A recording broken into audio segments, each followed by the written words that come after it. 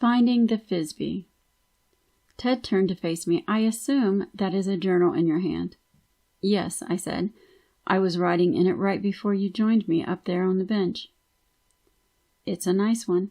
If it's all right with you, I'd like to draw a couple of illustrations that I think you will find useful. I pulled the pen from the clasp, opened the journal to the next blank page, and handed it to Ted. He accepted it from me and drew 3 circles on the page. The circles were arranged in a sort of triangle, 1 at the top and 2 at the bottom. Then he said something really weird. I called this one a fsbe. I knew I couldn't have heard him correctly. You mean a frisbee? I asked. Ted laughed and pointed up to the beach to where a young man and woman were tossing a plastic disc back and forth.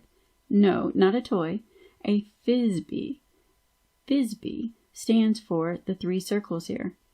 Ted wrote the letter F on the top circle. F stands for your focus of your orientation. Now whatever you focus on is going to cause you to have some sort of emotional response. Just look at that ocean for a minute, David. When you focus on the waves out there, what kind of feeling do you have? The waves were rising, cresting, dissolving into the shore, leaving dark demarcations where they sank into the sand. I breathed deeply, taking in the whole scene. Serenity, I said, almost without thinking. There's all that power and this huge expanse of blue. That's why I come out here. Being near the ocean gives me a sense of calm. I need that calm feeling to get some perspective. Great. Your focus on the ocean evokes a particular inner state. Ted drew an arrow down diagonally from the top circle and connected it to the circle on the right. In that circle, he wrote IS. Your inner state right now is calm and serene. Ted continued, your focus creates your inner state, and that inner state motivates you to act a certain way. Right now, your focus is on the ocean, and it evokes in you an inner state of serenity. When you feel that kind of calm, what do? How do you act when you are here at the beach? I looked back up the bluff to the bench where I had come to sit. I become contemplative, I said.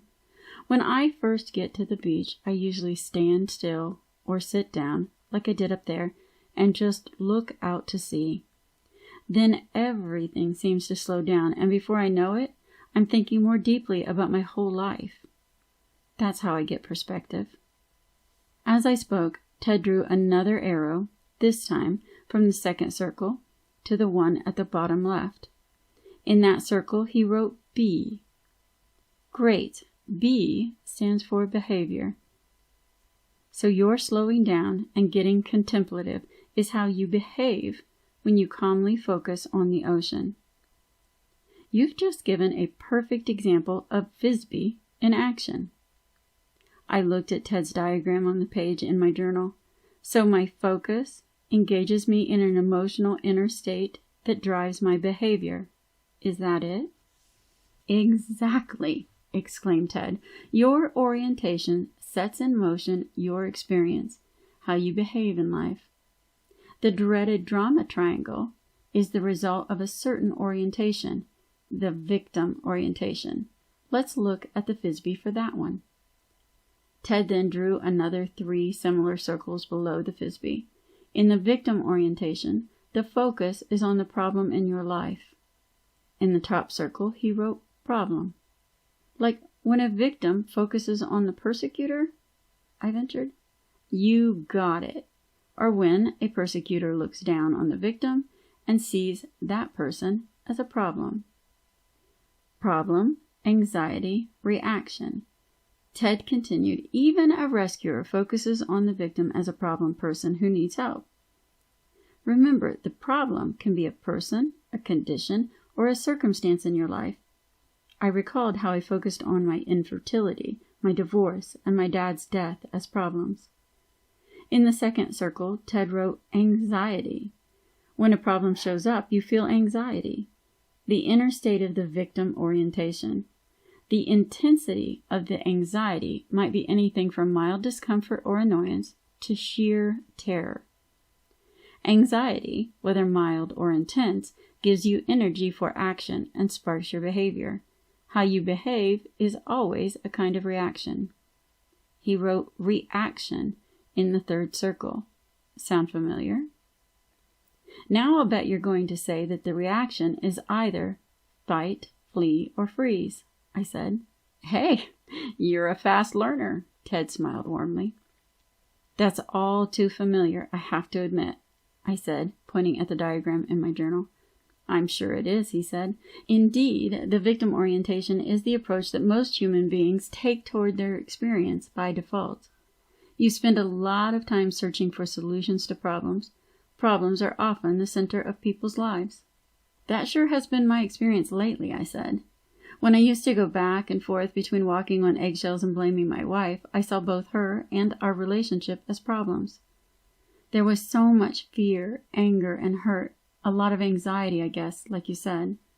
My reactions went from doing whatever I could to keep things smoothed over to outright anger and blame. I can see the dreaded drama triangle in my own life, I continued. Each of the three roles sees the other one as problems that need to be solved. There's plenty of anxiety, and it goes around and around between them, which leads to their reactions. And that creates the drama. Looks like this cycle goes on forever. Yes, it certainly does, Ted said. The DDT cycle is very difficult to break, but not impossible. To find the way out, you start by recognizing two important things about the victim orientation. The first one is a delusion that lies at the center of the orientation. The second is a false hope that can never be fulfilled as long as the cycle continues.